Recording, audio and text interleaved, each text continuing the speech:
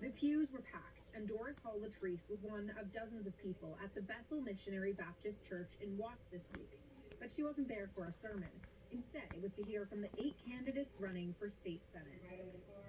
A native of West Athens, Doris was with her husband, Pastor James Latrice Sr. She says she's looking for a candidate who has her community's best interests in mind. I'm just looking for some integrity. I'm looking for some track record, some proven results. The stage was full of people and ideas.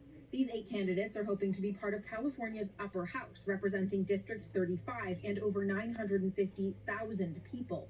The state senators can be instrumental in passing legislation that impacts their district.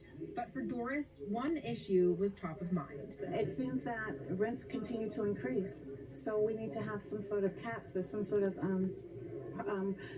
policy in place to help with some of that. And she wasn't alone. Senate District 35 is comprised of a vast portion of South LA, from Inglewood to San Pedro, and like many in California, voters here say they're worried about the cost of housing. According to the census, 55% of people in the district are renters, like Richie Fonseca. She runs a janitorial service. About the rent, is too expensive, so people doesn't have enough money to pay the rent. And then they need to work 2-3 jobs. And housing was one of the main topics of conversation during the debate.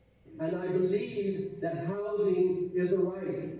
The evening was coordinated by Rising Communities, a local nonprofit. Michelle Burton, the group's CEO, says that this area continues to be overlooked at the Capitol. The community of South Los Angeles is probably at this point globally known as one of the most underserved and under-resourced areas.